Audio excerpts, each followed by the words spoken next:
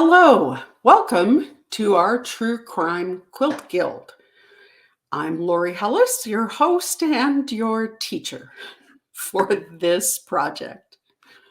I want to talk a little bit about our pattern and about what you can expect going forward. I want to point out that you can download the pattern from Etsy. The cost is $12 and there is a coupon code for a 25% off coupon. This link will be in the description for the video as well. And I've also added into the description instructional material that was created by the designer of this quilt, Pamela. She has very generously offered to allow us to include those links to her instructions on this pattern as well. So for those of you who are just beginning quilting, I want to talk a little bit about vocabulary and what we call things. I had some questions with from people who are new to quilting and who were confused about the names of the pieces of a quilt. So I just want to run through it quickly. Each one of these individual squares is a quilt block. And each one of those blocks is made up of individual pieces of fabric that are sewn together. We're going to start with the checkerboard pattern that you see in the middle of the quilt and the little squares in between. So let's start. The green fabric that runs in between each one of the quilt blocks is called sashing. Those little blocks that are in the center of each of those sashing pieces are called cornerstones. The larger blocks on the very outside of the quilt are also called corner blocks. You'll see the very outside border of the quilt, that is the outer border. Next to that is a lavender stripe called an inner border. And then, of course, the green strips in between are called sashing. The next box, the next block that we'll be tackling will be the one with the rectangles standing on end to make a diamond shape. That is called setting a block on point. And we will be using what are called setting squares, which are the pieces, the corner pieces that form a square. To form that block, and that'll be the next block that we'll be doing. I want to talk a little bit about color theory, and I want to talk a little bit about how you select your fabric. Now, as you can see, let me just get back to that first slide. As you can see in our pattern sample, the quilter decided to use that exterior border as the inspiration fabric to pull other colors from in order to make the blocks. So you can see that that outer border formed the inspiration for the rest of the quilt. And that is a typical way to choose fabric for a quilt, to look at what in a particular piece of fabric and then to pull complementary or contrasting fabrics from that. So I want to talk a little bit about color theory for those who might be new to this. In a color wheel, which is how we sort of think about color, we have both complementary colors and contrasting colors. Complementary colors would be ones that are next to each other on the color wheel. So on the right side, you'll see orange, yellow, greens, blue, greens. Those are all considered complementary colors next to one another on the color wheel. Contrasting colors are those colors across from one another. So for example, violets and yellows are complementary colors, or contrasting colors, sorry. So violets and yellows would be contrasting colors that you would pull out in order to give a quilt more drama. So contrasting colors are going to give your work more drama. than complementary colors. Complementary colors are going to feel a little more harmonious as the quilt comes together. The other important thing to think about when you are putting together a quilt is contrast. You want your quilt squares to go from dark to light in intensity as well as in color.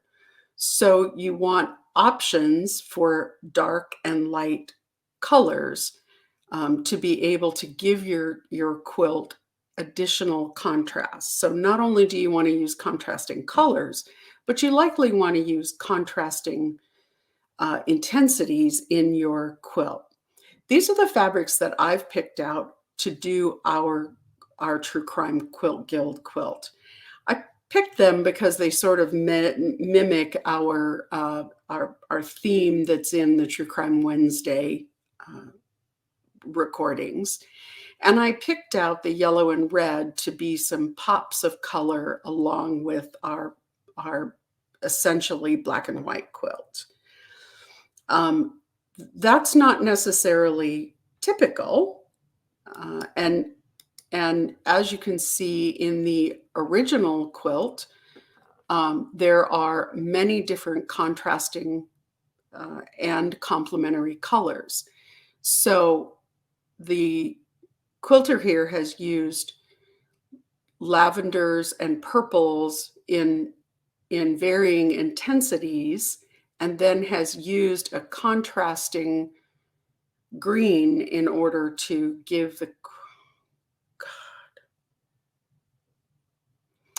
If we look back at the original sample, you can see that the quilt artist here has used varying shades of purple and lavender, so in varying contrasting intensities, so from dark to light, but has also used green as a way to use some contrasting color to give it further depth. You can see that she's pulled out things that are somewhat contrasting. You can see across the color wheel, she has used greens as a contrast to the mauves in the quilt. This is purely our introductory offering to get us started, to make sure that you have a little bit of help in selecting fabrics, as well as a little bit of help in knowing what sort of tools you're going to need to get started. This portion of the video, we're going to talk about tools. So what do you need to start a beginning quilting project? To start with, let's talk about this mat. You need a cutting mat. Cutting mats come in lots of sizes. I kind of like this size, which is 24 inches. And I think it is a handy size. It works well on a regular tabletop. There are bigger and smaller sizes. We're going to be working with 12-inch finished squares. So the 24-inch pad gives you a lot of work room. Cutting mats last for quite a long time. They bill themselves as self-healing. However, they do wear out over time. You can lengthen the life of your cutting board by making sure that it is not exposed to any higher low temperatures, and making sure that it is not stored where it curls up. So storing it flat, making sure that it's not exposed to higher low temperatures will help with the longevity of your cutting mat. Now, along with cutting mats, we need rulers and guides. There are as many rulers and guides as there are quilters out there doing it. These are a couple of the guides that I find particularly helpful. One is a 6-inch square, and the other is a 10-inch square. There are also, these come in very helpful, very handy when you're cutting lots of fabric. We are going to be cutting stacks, more than one at a time, so it's important to have good rulers that give you some firm control when we're doing that. I recommend a 12-inch square because we are going to be using a 12-inch block, and we're going to be squaring those blocks up. We'll be showing you how to do that. The other thing that you need is a rotary cutter. Now, rotary cutters come in all shapes and sizes. I happen to prefer this smaller version. I think it gives a lot of flexibility and a lot of control. There are a lot of other folks that prefer a little bigger or with a different kind of handle. The most important thing to know is that this blade on the rotary cutter is basically a razor blade. It's extremely sharp. It should be extremely sharp. And we want to build some really good habits around using our rotary cutters. So the first thing to remember is some of these have an automatic close button. This one does. But the most important thing to remember is always, always close your rotary cutter before you set it down. This is a safety measure. If you have small children in your home, you have animals running around, you have other people in your home, it is doubly important to make sure that these are closed and secured because they are very sharp and can be very dangerous. Rotary cutters, you can change the blades to put a sharp blade in before you start a project. I always recommend that. They're changed by removing the screw from the back, sliding out the used blade, putting in a new blade, and then putting the screw back in.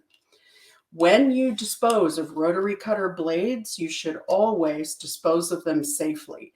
My favorite way to dispose of them is to wrap them in a couple layers of painter's tape. Then you're sure that you don't have any sharp edges, that you're going to reach into the garbage and cut yourself on, or that somebody else unawares is going to. You need a basic ink pen. You don't have to have any fancy marking pens or any fancy sorts of quilt specific pens. An ink pen works just fine. You're going to need a seam ripper. We all make mistakes. We all end up unsewing what we've sewn. And so having a good sharp seam ripper handy is a good tool to have. Also, you're going to need some basic pins.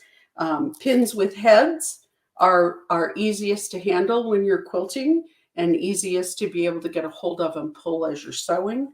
So I always recommend quilts with heads, but any sharp sewing pin will do. It does not matter whether they are flat flower heads or whether they are round glass headed or beaded headed pins. So now let's talk about sewing machines. Any basic sewing machine that will sew a straight stitch works for this project. So I'm going to move my sewing machine over here so you can see it. My sewing machine is a Janome. It is a memory craft sewing machine made particularly for quilting. But you don't need a sewing machine that has all of these fancy stitches or can do embroidery or any of those things. All you really need is a reliable sewing machine that can sew a straight stitch. Now, I want to talk a little bit as we continue the project. I'm going to move the camera so that you can see what I'm doing. But right now, I want to talk about stitch width. Seam width. So a standard stitch length it is perfectly fine for quilting. The most important thing for quilting is that you want to be able to sew a 1/4 inch wide seam. So what a lot of people do is they take their ruler and they measure from the needle to the outside. And then they put a piece of painter's tape right along the 1/4 inch seam. Now, after a while, you're going to get to the point where you know where in relation to your sewing foot the 1/4 inch seam is. But until you get to that point, I think it's a good idea to just put a strip of painter's tape along there and mark your 1/4 inch seam. That is going to make sure that all of the seams that you're going to sew for our project are accurate and are the same. One of the most important things in quilting is making sure that your seam widths are consistent. So the way that you're going to piece pieces together and come out with a 12-inch block is to be sure that every seam in your block is a 1/4 inch wide. And we will be sewing the first patchwork square. Look for that video and follow along so that we can get this quilting project underway.